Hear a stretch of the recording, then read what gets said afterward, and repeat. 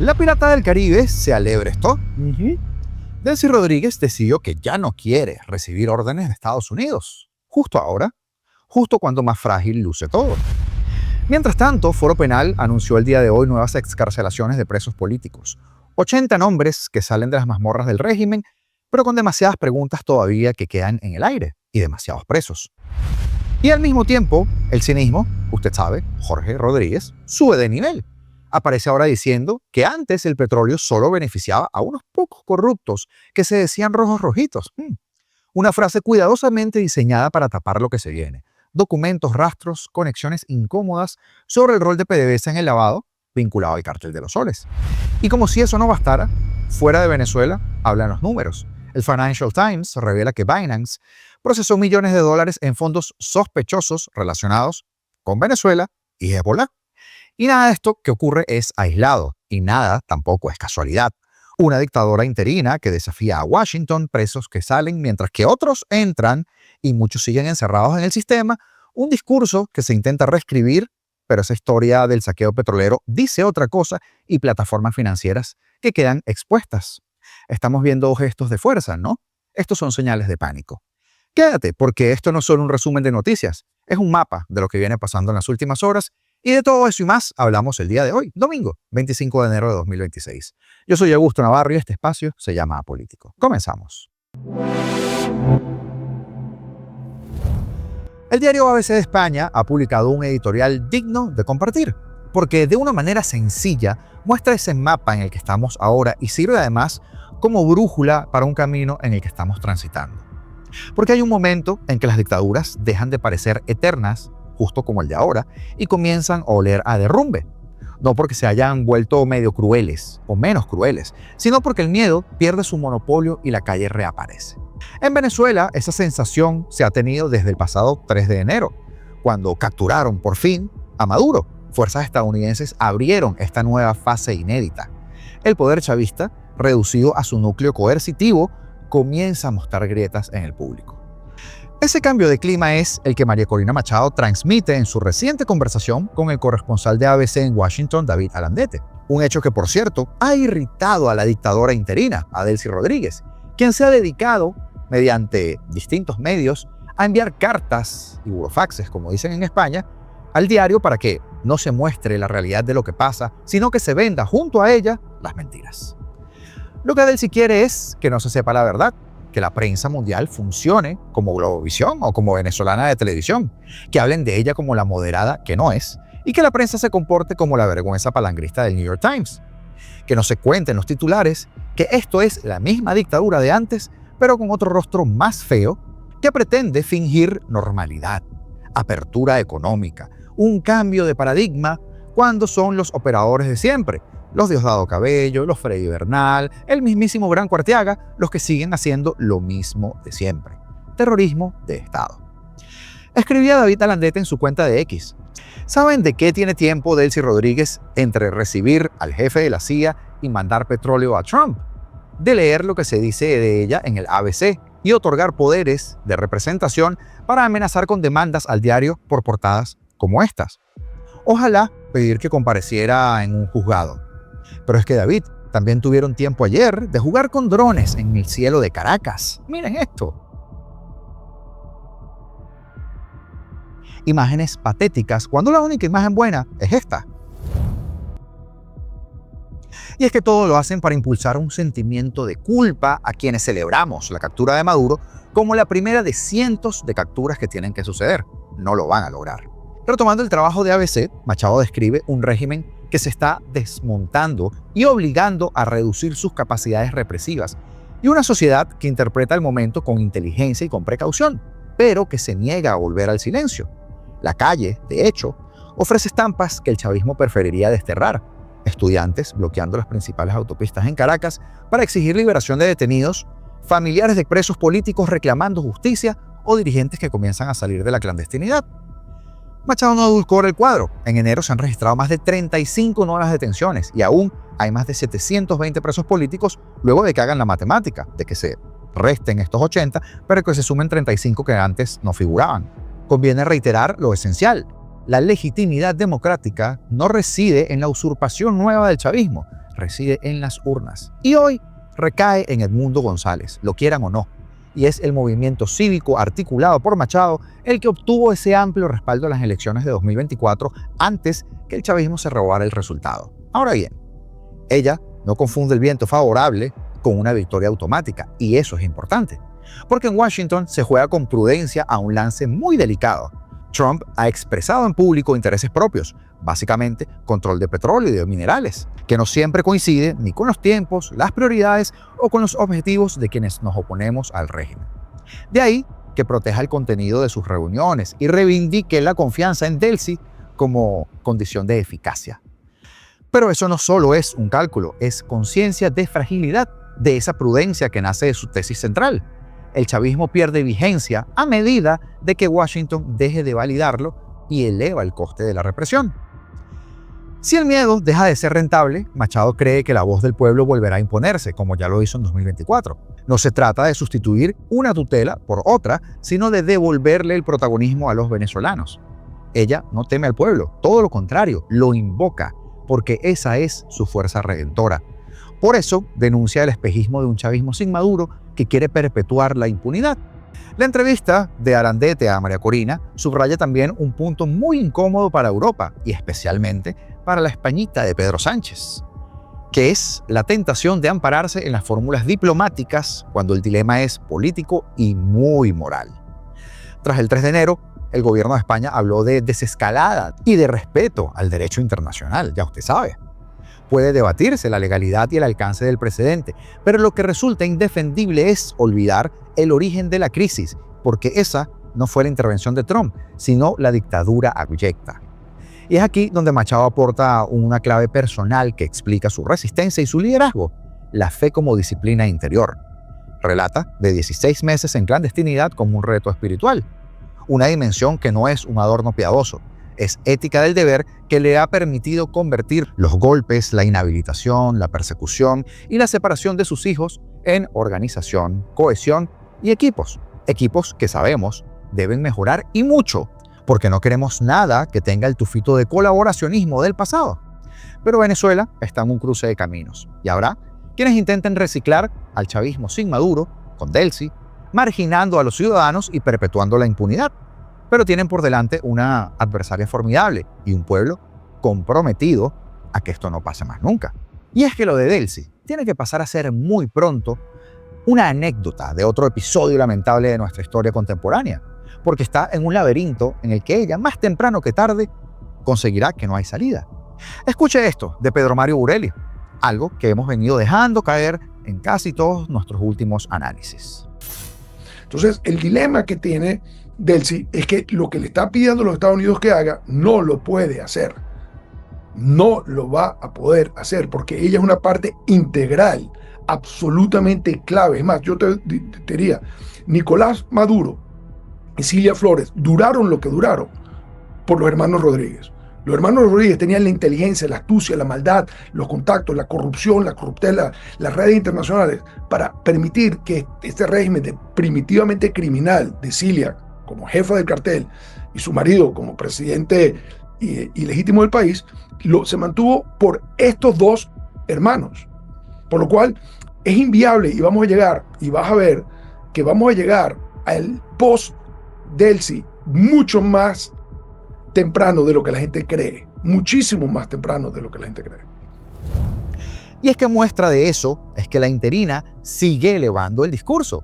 Y por experiencia, deberían ellos haber entendido que lo que le pasó a Maduro cuando decidió tomar ese camino no era el mejor camino. Pero el problema es que al pasar de los días se han relajado y ya sienten de nuevo que son los dueños del país, una especie de título nobiliario sobre Venezuela y sobre el destino de los venezolanos. Escúchela. Quienes han pedido bloqueo, invasión, que cayeran las bombas sobre nuestro territorio, que fuese profanada nuestra integridad territorial, no merecen nuestro gentilicio, nuestra identidad y muchísimo menos el reconocimiento del pueblo venezolano. No son patriotas, hermanos y hermanas, no lo son, no lo son. No pueden estar incluidos en la vida de nuestra república.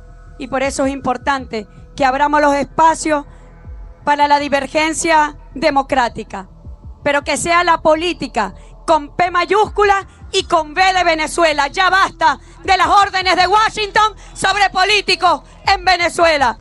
Que sea la política venezolana quien resuelva nuestra divergencia y nuestros conflictos internos.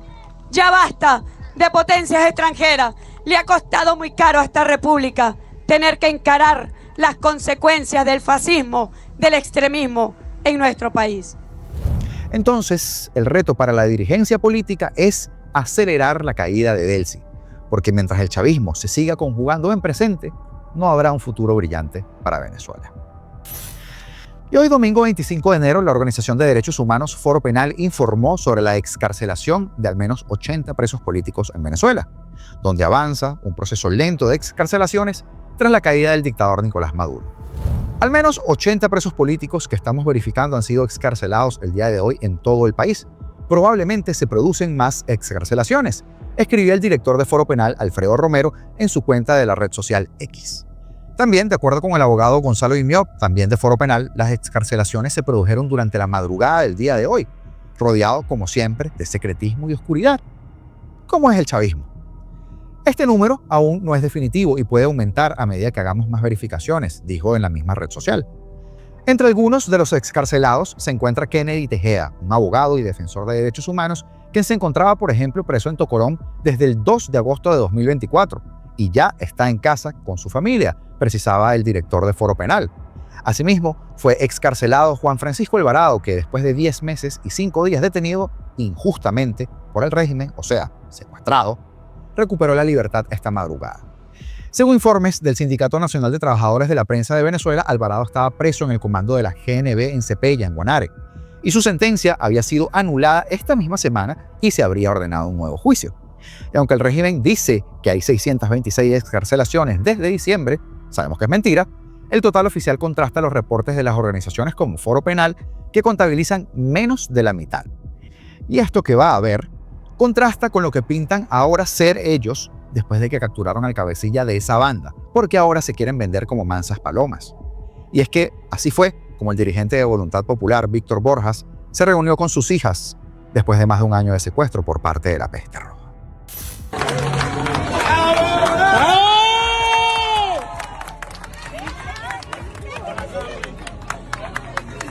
Es un regalo para ustedes.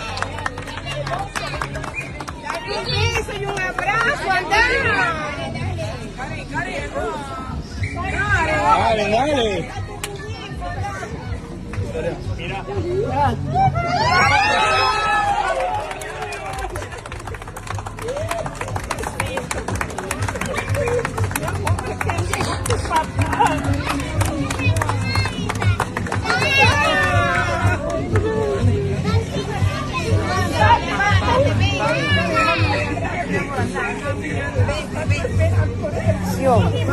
Jamás olvidemos lo que es el chavismo, ni hoy ni cuando ya no estén, porque su destino tiene que ser desaparecer de la vida política de nuestro país. Usted me entiende. Y esto sí que es el colmo del descaro. Bueno, quizás no el colmo porque es Jorge Rodríguez y el régimen se supera a sí mismo casi que a diario en lo que a delincuencia se refiere. Durante un acto político, Jorge Rodríguez indicó que existen diferencias relevantes en cómo se saca el petróleo y lo que se hace con el dinero que se obtiene. Vaya que sí. Porque la diferencia no está en cómo sacas el petróleo. La diferencia está en qué hace con esos reales del petróleo. Ahí está la diferencia.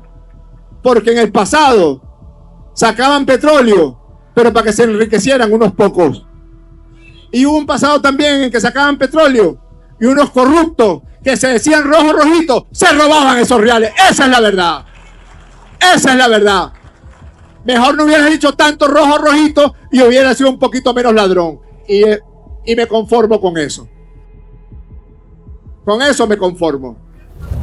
Pero esto es parte de la campaña de blanqueo que no solo va orientada a cambiar la imagen de estos sujetos de cara al mundo, sino a algo mucho más grave.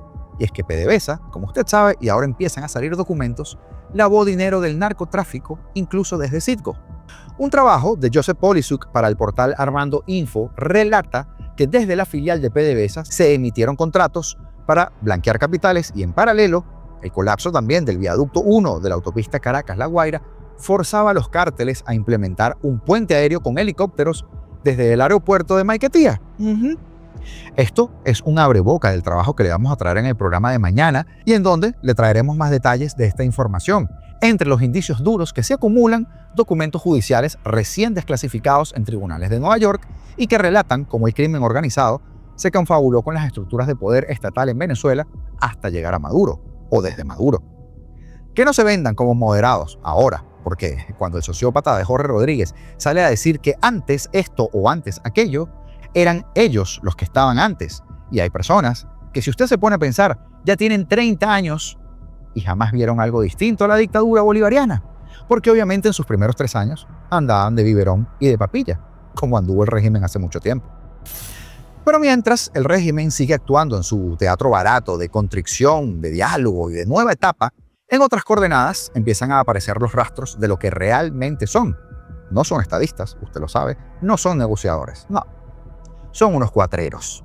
Porque cuando uno raspa un poquito la pintura diplomática, lo que aparece debajo es dinero sucio y mucho, en mucha cantidad.